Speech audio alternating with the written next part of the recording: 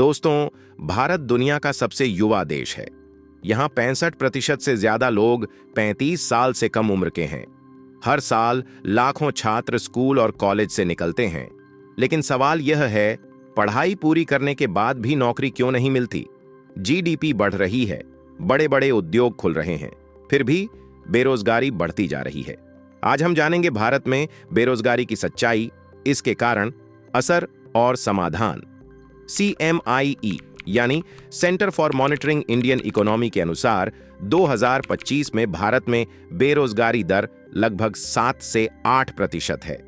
लेकिन यह औसत है। शहरी इलाकों में यह दर और भी ज्यादा है, लगभग 9 से 10%, जबकि ग्रामीण इलाकों में 6 से 7% के बीच है। ग्रामीण इलाकों में अक्सर लोग खेतों या छोटे कामों में लगे दिखाई देते हैं, लेकिन अगर उनमें से 2 से 3 लोग हट जाएं, तो उत्पादन पर कोई फर्क नहीं पड़ता। इसे कहते हैं डिस्गाइज्ड अनएम्प्लॉयमेंट। भारत में युवाओं का सबसे बड़ा सपना है सरकारी नौकरी, लेकिन सरकारी नौकरी की सीट्स बेहद कम हैं। हर साल लाखों विद्यार्थी SSC, रेलवे, बैंकिंग और UPSSC जैसे एग्जाम्स की तैयारी करते हैं, लेकिन रेलवे में 1,25,000 वैकेंसी के लिए 2.5 करोड़ आवेदकों थे। UPSC में 10 लाख उम्मीदवार परीक्षा देते हैं, लेकिन चयनित होते हैं सिर्फ 800 से 1,000 लोग। यानी सरकारी नौकरी पाना अब लगभग लॉटरी जीतने जैसा मुश्किल हो गया है। बेरोजगारी के कारण शिक्षा और कौशल की कमी। भारत में हर साल लाखों छात्र ग्रेजुएट और इंजीनियरिंग की डिग्री लेकर निकलते हैं, लेकिन डिग्री का मतलब यह नहीं कि आपके पास नौकरी पाने की स्किल्स हैं।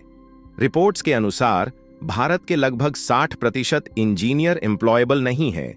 कॉलेज में स्टूडेंट्स थ्योरी पढ़ते हैं, लेकिन प्रैक्टिकल और इंडस्ट्री की जरूरतें सीखते नहीं, जैसे coding, AI, communication skills.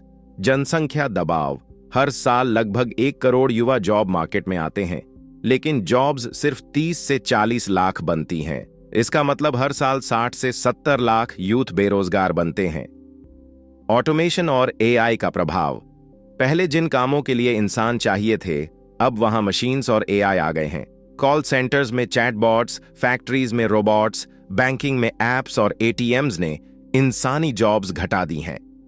McKenzie report के अनुसार 2030 तक भारत में 12 करोड़ ट्रेडिशनल जॉब्स ऑटोमेशन से प्रभावित हो सकती हैं। सरकारी नौकरी की कमी। सरकारी नौकरी को सुरक्षित और प्रतिष्ठित माना जाता है, लेकिन वैकेंसी बहुत कम और एप्लीकेंट्स करोड़ों। रेलवे, SSC, UPSC जैसी एग्जाम्स में सिलेक्शन रेशियो बहुत कम है। साथ ही रिक्रूटमेंट प्रोसेस बहुत स्लो है। आर्थिक मंदी और प्राइवेट सेक्टर की हिचक, ग्लोबल रिसेशन और निवेश की कमी की वजह से प्राइवेट कंपनीज जॉब्स कम देती हैं। स्टार्टअप्स में फंडिंग क्राइसिस से मैस लेऑफ्स हो रहे हैं। MSMEs, जो सबसे ज्यादा रोजगार देते हैं, उन्हें लोन्स और इंफ्रास्ट्रक्चर सपोर्ट कम मिलता है। बेरोजगारी से प्रोडक्टिविटी कम होती है। GDP बढ़ता है, लेकिन पर कैपिटा इनकम उतनी तेज नहीं बढ़ती। ग्रामीण इलाकों में लोग सिर्फ बेसिक जरूरतें पूरी करते हैं, जिससे इंडस्ट्रीज और शॉप्स भी स्लो हो जाती हैं। बेरोजगारी से निराशा, तनाव और डिप्रेशन बढ़ता है। यूथ फ्रस्ट्रेशन कई बार अपराध और नशे की ओर ले जाता है। कॉम्पिटिटिव एग्जाम्स में लगातार फेलियर से मेंटल हेल्थ इश्यूज बढ़ते हैं।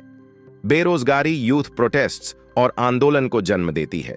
रिक्रूटमेंट डिलेज और एग्जाम पेपर लीक्स पर प्रदर्शन होते हैं। इसका सीधा असर चुनाव और राजनीति पर भी पड़ता है। नौकरी की तलाश में यूथ गांव छोड़कर शहरों की ओर जाते हैं। इससे अर्बन एरियाज में ट्रैफिक, पोल्यूशन और झुग्गी झोपड़ी बढ़ती हैं। गांव में स्किल्ड यूथ की कमी से खेती और रूरल डेवलपमेंट प्रभावित होते हैं। भारत की सबसे बड़ी ताकत यूथ पॉपुलेशन है। अगर युवा बेरोजगार बैठेंगे तो यह ताकत बोझ बन जाएगी। एक्सपर्ट्स कहते हैं कि अगर जॉब्स नहीं बनी तो आने वाले 20 साल में डेमोग्राफिक डिविडेंड खत्म हो जाएगा। समाधान स्किल बेस्ड एजुकेशन। कॉलेजेस और यूनिवर्सिटीज को इंडस्ट्री रेडी स्किल्स सिखानी होंगी। Coding, AI, robotics, data science, renewable energy और एंटरप्रेन्योरशिप पर फोकस। इन्फोसिस और टीसीएस जैसी कंपनीज अब फ्रेशर हायर करते समय स्किल्स देखते हैं, सिर्फ डिग्री नहीं। वोकेशनल ट्रेनिंग और अप्रेंटिसशिप। जर्मनी और जापान में वोकेशनल ट्रेनिंग स्ट्रांग है। इंडिया में आईटीआईज और स्किल सेंटर्स को मॉडर्नाइज करना होगा। अप्रेंटिसशिप प्रोग्राम्स से स्टूडेंट्स को रियल इंडस्ट्री एक्सपीरियंस मिलेगा। एंटरप्रेन्योरशिप और स्टार्टअप्स। यूथ को जॉब सीकर नहीं, जॉब क्रिएटर बनना चाहिए। गवर्नमेंट स्कीम्स जैसे स्टार्टअप इंडिया और मुद्रा लोन मदद कर सकते हैं। स्मॉल बिजनेसेस और स्टार्टअप्स हजारों जॉब्स क्रिएट कर सकते हैं। प्राइवेट सेक्टर और MSME support small and medium enterprises Bharat की सबसे बड़ी जॉब क्रिएटर्स हैं। फंडिंग और इंफ्रास्ट्रक्चर सपोर्ट से जॉब्स बढ़ेंगी। पॉलिसी रिफॉर्म्स और रिक्रूटमेंट ट्रांसपेरेंसी। रिक्रूटमेंट डिलेज और करप्शन रोकना जरूरी है। ऑनलाइन एग्जाम्स और fast tracking recruitment youth frustration कम करेगा। डिजिटल और रिमोट जॉब्स। फ्रीलांसिंग और गिग इकोनॉमी यूथ को ग्लोबल क्लाइंट्स के लिए काम करने का मौका देती है। अपवर्क और फाइवर पर इंडियन यूथ रोजाना प्रोजेक्ट्स ले रहे हैं। दोस्तों, बेरोजगारी सिर्फ समस्या नहीं है, यह अवसर भी है। अगर यूथ स्किल सीखें, एंटरप्रेन्योरशिप अपनाएं और पॉलिसी रिफॉर्म्स इंप्लीमेंट हों, तो भारत बेरोजगारी के संकट को अवसर में बदल सकता है। आपको क्या लगता है, सॉल्यूशन सरकार के पास है या हमारी यूथ खुद बदलाव लाएगी? कमेंट में बताइए। अगर वीडियो पसंद आया तो लाइक, शेयर और सब्सक्राइब करें।